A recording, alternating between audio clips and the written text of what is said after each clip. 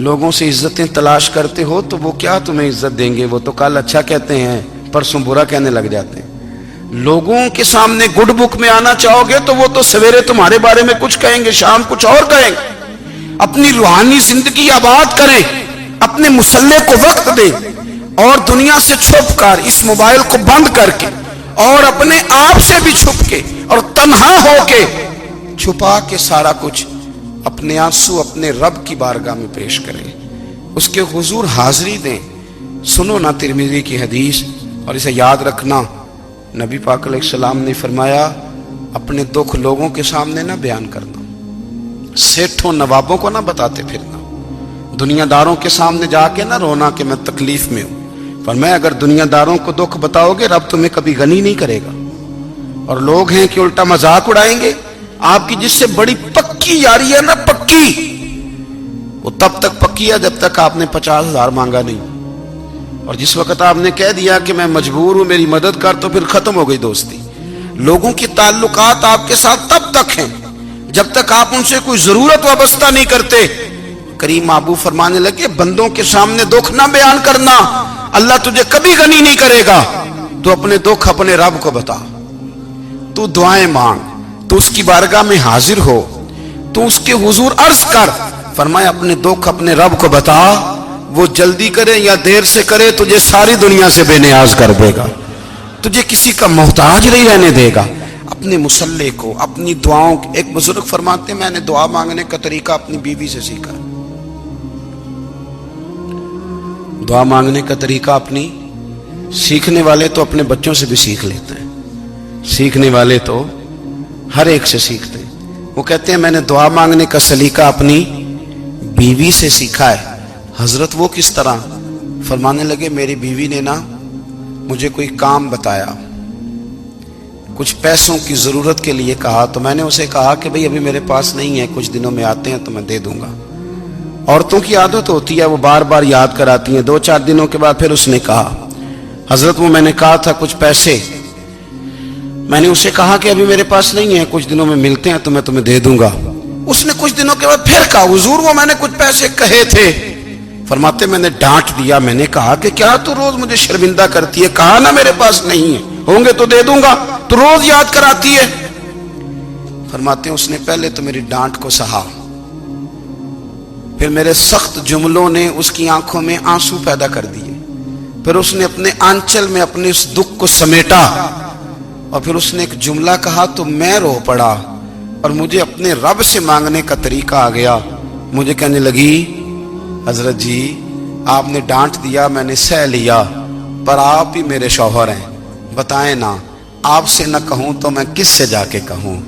فرماتے ہیں میں رو پڑا، اور میں کھل کے رویا، اور میں تڑپ کے رویا، اور پھر میری سسکیاں بند گئیں۔ تو مجھے کہنے لگی آپ کو کیا ہوا؟ میں نے کہا مجھے بھی دعا مانگنی آ گئی ہے، جب میں اسے کہوں گا نا اللہ تو ہی میرا رب ہے، میں تجھ سے نہ کہوں تو میں کس سے جا کے کہوں؟ میں کیوں کسی بندے سے سوال کروں؟ میں کیوں کسی دنیا دار سے کہوں؟ میں تیرے بندوں کا، نیک بندوں کا وسیلہ لے کے، تیرے محبوب کی غلامی لے کے تیری بارگاہ میں آیا، تجھ سے نہ مانگوں تو کس سے مانگوں؟ سمجھ آ گئی ہے جب میں اس رنگ میں مانگوں گا تو پھر رب میرے اوپر بڑا ہی فضل فرمائے گا، وہ میرے اوپر بڑی رحمت کرے گا، وہ میرے لیے آسانیاں کرے گا۔ عزیز دوستو ہم اس طرح کرنے لگ گئے ہیں کہ ہم نے نا اپنے تعلقات پر اعتماد کرنا شروع کر دیا ہے۔ میرے تعلقات بہت ہیں، ہم نے اپنی دولت پر اعتماد کرنا شروع کر دیا ہے، میرے پاس دولت بہت ہے۔ ہم نے اپنے علم پر، اپنی شہرت پر اعتماد کرنا شروع کر دیا ہے کہ میرے پاس فلاں چیز بہت ہے۔ یاد رکھنا جب بے نیاز اپنی صفت بے نیازی دکھاتا ہے تو بڑی بڑی دولتوں والے مجبور نظر آتے ہیں۔ بھائیو جب انسان کا رشتہ اپنے مالک کے ساتھ ہوتا ہے پھر تو غم بھی کچھ نہیں کہتے، پریشانیاں بھی کچھ نہیں کہتی، پھر تو زندگی صبر والی، پھر تو زندگی توکل والی، پھر تو زندگی بھروسے والی، پھر انسان اپنے آپ کو رسوا نہیں کرتا۔ دنیا داروں سے امیدیں اس کی ختم ہو جاتی، امیدیں اللہ رسول سے لگا لیتا ہے، مضبوط ہو جاتا ہے، مضبوط، طاقتور ہو جاتا ہے، خوددار ہو جاتا ہے، باوقار باعزت ہو جاتا ہے۔ حضرت بہلول دانا رحمت اللہ علیہ بیٹھے تھے تو ہارون رشید حج کر کے آ رہا تھا، تو رستے میں حضرت شیخ سے ملاقات ہو گئی تو السلام علیکم کے بعد کہنے لگا حضور کوئی حکم ہو تو بتائیے گا. تو حضرت بہلول دانا فرمانے لگے تیرا رب کون ہے؟ اس نے کہا اللہ. تو فرمایا میرا کون ہے؟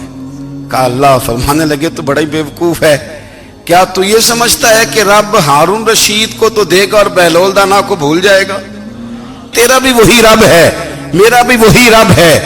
اس نے اگر تجھے دے کے آزمایا ہے تو ہو سکتا ہے مجھے نہ دے کے آزما رہا ہو.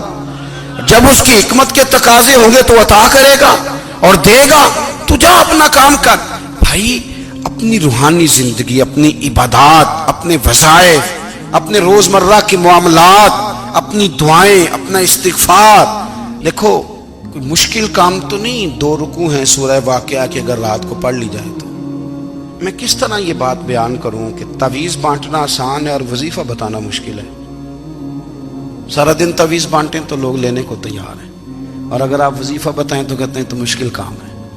او خدا کے بندے، اگر آپ کا تعلق قرآن پاک کے ساتھ مضبوط ہو، قرآن پاک کے ساتھ اگر آپ کا رشتہ ہو، لوگ سفارشیں ڈھونڈتے ہیں نا دنیا میں، کوئی تعلق مل جائے تو میرا کام ہو جائے. دنیا میں اتنا مشکل معاملہ ہے، آخرت میں مجھے بتائیے گا کتنا مشکل معاملہ ہوگا.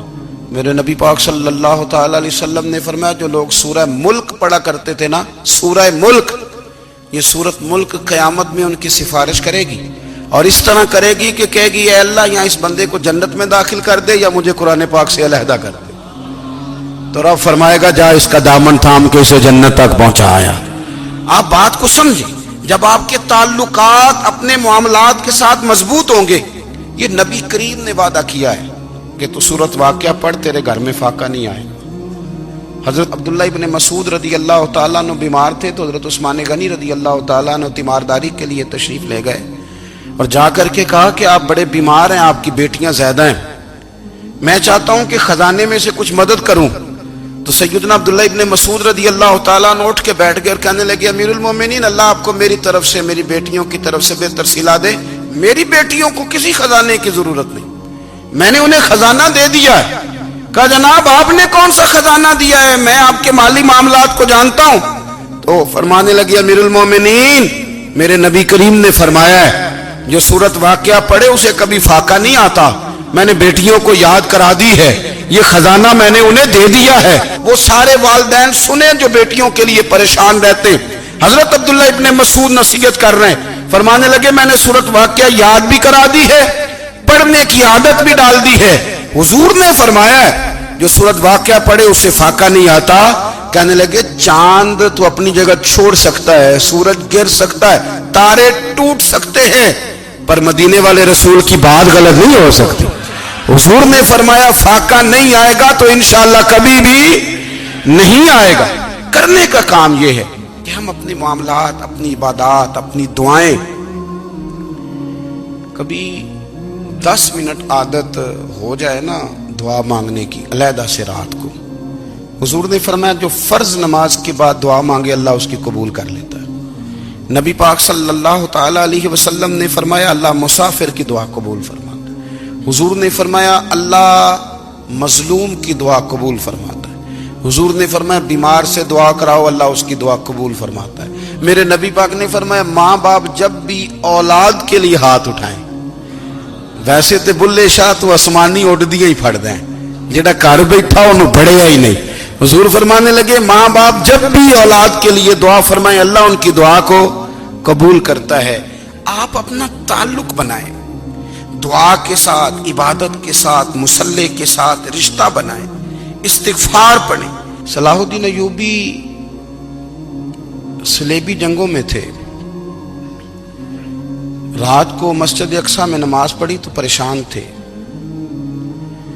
ایک بزرگ سے ملاقات ہوئی تو وہ کہنے لگے کہ آپ بڑے پریشان ہیں. کہنے لگے حضور پریشان اس لیے ہوں کہ پہلے ہی مسلمان کمزور ہے، اب میں نے سنا ہے دشمن کا ایک بحری بیڑا وہ جنگی سامان سے بھرا ہوا آ رہا ہے، تو اب ان کے پاس اور تلواریں اور نیزے آ جائیں گے، مسلمانوں کے پاس پہلے ہی وسائل کی کمی ہے، پریشان ہو کس طرح کر کے مقابلہ کریں گے.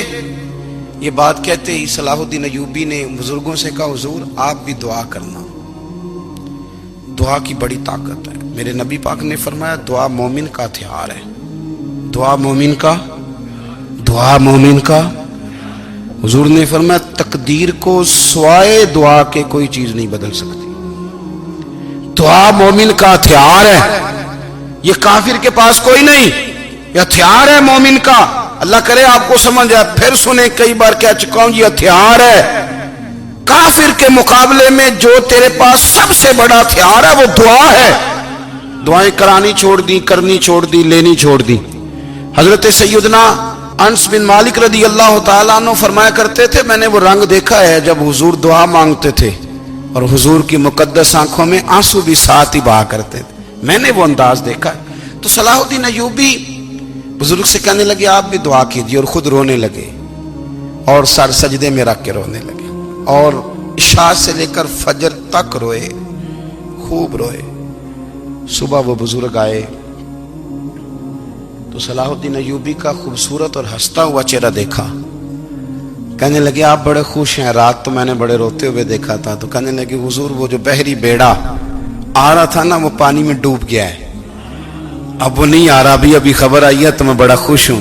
بزرگ کہنے لگے اٹھ سینے سے لگ اور سن ایک بات، وہ بحری بیڑا پانی میں نہیں ڈوبا، وہ تیرے آنسوؤں میں ڈوب گیا ہے. وہ جو تو رات رویا ہے نا رب کریم کی بارگاہ میں تو وہ ڈوب گیا ہے. حضرت عائشہ صدیقہ رضی اللہ تعالیٰ عنہ فرماتی ہیں ایک عورت تھی اور اسے نبی پاک صلی اللہ تعالیٰ علیہ وسلم نے نا وہ کلمہ پڑھ کے مسلمان ہوئی، مدینہ طیبہ آ گئی تو حضور نے مسجد نبوی شریف میں اس کے لیے مکان، ایک سادہ سا کمرہ ساتھ مسجد کے بنوا دیا، وہیں رہنے لگی.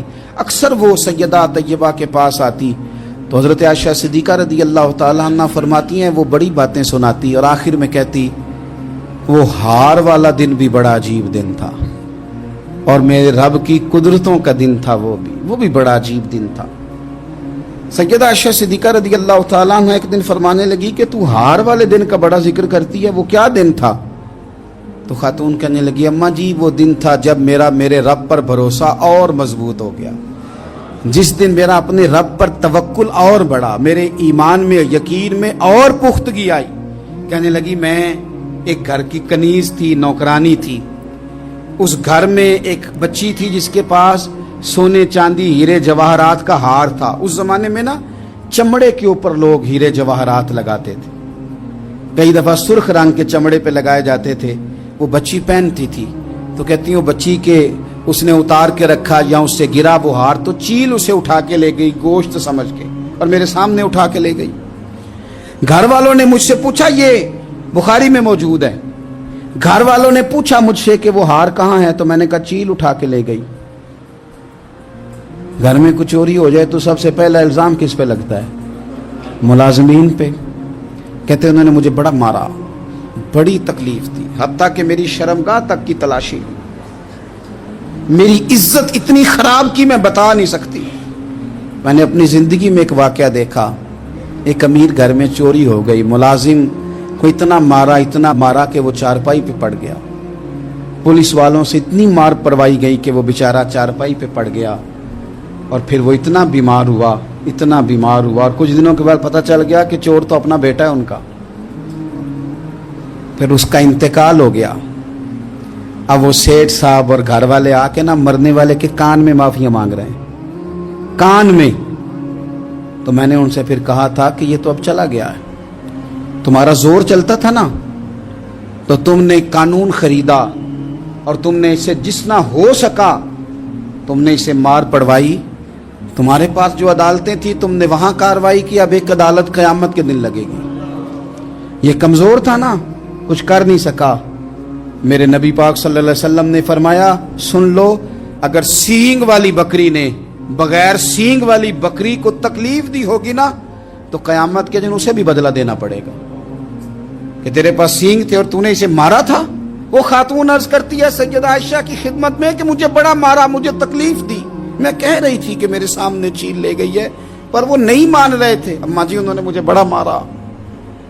حضرت عائشہ صدیقہ کہتی ہیں پھر کیا ہوا؟ کہنے لگی اماں جی جب کوئی میرا مددگار نہ رہا، مجھے تکلیف دے رہے تھے، رسوا کر رہے تھے، تو میں نے اپنے رب سے مدد چاہی، میرے رب کی طرف میں نے توجہ کی. میں نے کہا مالک اب تو ہی میرا مددگار ہے، कहती है वो मुझे मार रहे थे तो वो चील जो हार ले गई थी वही लेके वापस आ गई, और हमारे सरों के करीब ला के उसने जब उस हार को फेंका, वो मुझे छोड़ के साइड पे हुए, वो मेरी बेगुनाही जान गए।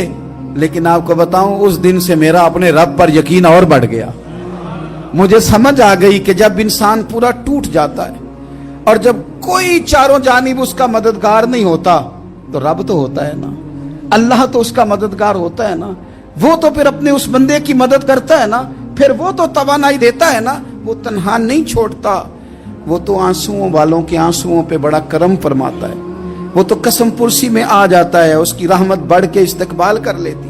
ओ मेरी मिल्लत के जवानों, मजा नहीं आ जाता जब सारी दुनिया सोई हो, सारी दुनिया, और बिस्तर भी गर्म हो और नींद भी पूरा गलबा कर रही हो, और अचानक घंटी बजे दिमाग में, आंख खुले, घड़ी पे नजर पड़े, 3:30-4 बजे का पैगाम घड़ी बताए, और कोई चढ़ती जवानी वाला उठ के वुजू करे, और जब वो मुसल्ला खोल के बिछाए तो मदीने वाले महबूब कहते हैं कि हर नमाज पे रब सवाब देता है, और जो उठ के तहज्जुद की नमाज पढ़े उसे देख के तो रब मुस्कुराता है, जो उसकी शान के लायक है, जो उसकी शान के लायक, वो मुस्कुराता है, खुश होता है कि मेरा बंदा तहज्जुद में उठ गया, वो मुस्कुराता है।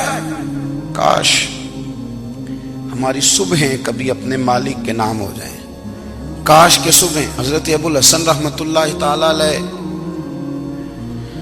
हजरत माज इब्न जबल रदी अल्लाह ताला अन्हु के पास बैठा करते थे। फरमाते हैं उनसे जो प्यार बढ़ा तो फिर मेरा मुसल्ले से भी बढ़ गया। ताबी हैं, फरमाते हैं सहाबी रसूल से मोहब्बत हुई तो जिक्र से भी हो गई, फिर दुरूद शरीफ से भी हो गई, मोहब्बत उनसे बढ़ी तो फिर अल्लाह ने मस्जिद का प्यार भी बढ़ा दिया। आप फरमाते हैं कि मेरी हर वक्त तबीयत चाहती थी कि बस अल्लाह अल्लाह करूं, बस अल्लाह अल्लाह करूं, बस ना मैं जरा थोड़ी जान छुड़ाऊं लोगों से, कुछ 10 मिनट मिले तो मैं कुछ 4 नफल पढ़ लूं, मैं थोड़ा सा ना बचूं लोगों से, और मुझे तस्बीह मिले तो मैं ना कुछ 400-500 दफा इस्तिगफार पढ़ूं, सुभान अल्लाह, अल्हम्दुलिल्लाह, अल्लाहु अकबर, ला हौला वला कुव्वता इल्ला बिल्लाह, मैं ना तस्बीहात पढ़ूं। फरमाते हैं कि बच्चे थे घर में 6-7, गुर्बत थी, काम मिलता कोई नहीं था, और मैं काम चोर नहीं था, काम ढूंढता था, पर अल्लाह की कुदरत के काम नहीं मिलता था। फरमाते हैं कि मैंने एक दिन अपनी अहलिया से कहा कि आज मैं फिर जाता हूँ काम ढूंढने, तो मेरी बीवी बड़ी फर्मा बरदार थी, पर उस दिन ना गुर्बत के हाथों तंग आके कहने लगी, आज नाना कोई तू चीज लेके आया, तो मुझसे बच्चों की भूख नहीं देखी जाती है, सब रोगां दा रोग मुहम्मद जिसदा नाम गरीबी, कंड बुला के लंघ जाते नहीं दोस्त यार करीबी, आज ना कुछ लेके आया तो मैं बच्चे लेके मेके चली जाऊंगी। शेख फरमाते हैं कि मैं बड़ा परेशान घर से निकला, पर मैंने सुबह से लेके जोर तक काम ढूंढा, काम मिला कोई नहीं, तो मेरे दिल में ख्याल आया चलो काम नहीं मिलता तो अल्लाह अल्लाह तो करे ना, चलो बंदों की मजदूरी नहीं मिलती तो रब करीम की इबादत ही करते हैं। फरमाते हैं कि मैंने ना फुरात के पानी से वुजू किया, नहर के, शदीद धूप थी, साथ रेत थी और रेत तप रही थी, मैंने अपना रुमाल वहीं मुसल्ला के तौर पर बिछा लिया, और फरमाते हैं कि जोर से लेकर असर तक नमाज पढ़ी, धूप भी पूरे जोर पे, पर मेरे सजदे का ज़ौक़ भी पूरे जोर पे। फरमाते हैं सूरज भी चमक रहा है और रब की इबादत का ज़ौक़ भी पूरे जोर पे, मैं सजदा करूं तो फिर मेरा उठाने को जी ना चाहे। मेरे उस्ताद लिखा करते थे, ये उनका शेर है, वो कहा करते थे मुझे सोज दे, मुझे साज दे, और मुझे नीम शब का न्याज दे, दमे सजदा खुद को मैं तोड़ दूं, मुझे ऐसा ज़ौक़े नमाज दे। और मैं तेरी बहार का फूल हूं, मैं खिला भी हूं तो तेरे लिए, मुझे मेरी शाख से तोड़ ले, मुझे अपनी जुल्फ का नाज दे। भाई फरमाते हैं कि असर तक मैंने नफल पढ़े, दिल ढलने लगा, असर की नमाज पढ़ी और मैं वहां से चला। अब मैं जब निकलने लगा तो दिल में ख्याल आया कि छोटी छोटी दीवारें हैं घर की, बगैर कुछ लिए जाऊंगा तो बीवी दूर से देखेगी तो शोर करेगी कि फिर खाली हाथ आ गया है। कहते मैंने अपने उसी रुमाल में जिस पे मैंने नमाज पढ़ी थी ना, रुमाल में की आखी दे पंजाबी च साफा, कहते हैं उसी में ना मैंने कुछ रेत भर ली कि वो दूर से देखेगी तो समझेगी कुछ लेके आया है, चलो जाके उसे बता दूंगा कि आज फिर मजदूरी नहीं मिली। कहते हैं वो रेत लेकर जब मैं घर में गया तो पहले बीवी दरवाजे पे खड़ी होती थी, पूछती थी खाली हाथ आ गए हो, आज मैंने देखा तो है ही कोई नहीं। फरमाते हैं मैं अंदर दाखिल हुआ, सलाम लिए, कोने में मैंने वो रुमाल रख दिया और मैंने आवाज दी कि भली मानस कहां हो? तो वो कहने लगी आप मुंह हाथ धो ले, मैं रोटी लेके आई। मैंने कहा रोटी कहां से आ गई? यहां तो कई दिनों के फाके, तो कई दिनों की गुर्बत है, यहां तो इस घर में तो फकीरी है। फरमाते हैं कि वो रोटी लेके आई और उस वक्त की जो मौजूदा नेमतें थी, समझ ले सलाद अचार हर चीज साथ लाई। मैंने कहा कि बच्चे कहां गए? कहने लगी वो खाना खा के खेलने गए, आप खाना खा लें आ जाते। खाना उसने चुन दिया। मैंने हैरत अंगेज लहजे में सारी नेमतें अपने दस्तरखान पे देख करके बीवी से पूछा ये कहां से आया खाना? बच्चों को तूने कहां से खाना खिलाया? ये सारा कुछ कैसा है? तो कहने लगी पता नहीं आज आप किस करीम की मजदूरी करने चले गए थे, पता नहीं किस करीम की, मेरे घर में तो इतनी नेमतें आई हैं कि मुझसे संभाली नहीं जा रही, इतना अनाज है, इतना गंदुम है, किस करीम के दरवाजे आज चले गए थे? ये कहते कहते वो उठी और उठ करके कहने लगी पहले बड़ा कुछ आया था, अब क्या ले आए हो? और जा करके ना उसने वो रेत वाला रुमाल खोला, कहने लगे मैं तो लेके आया था रेत, तो मेरे रब ने उसे भी सोने और हीरे बना दिया था।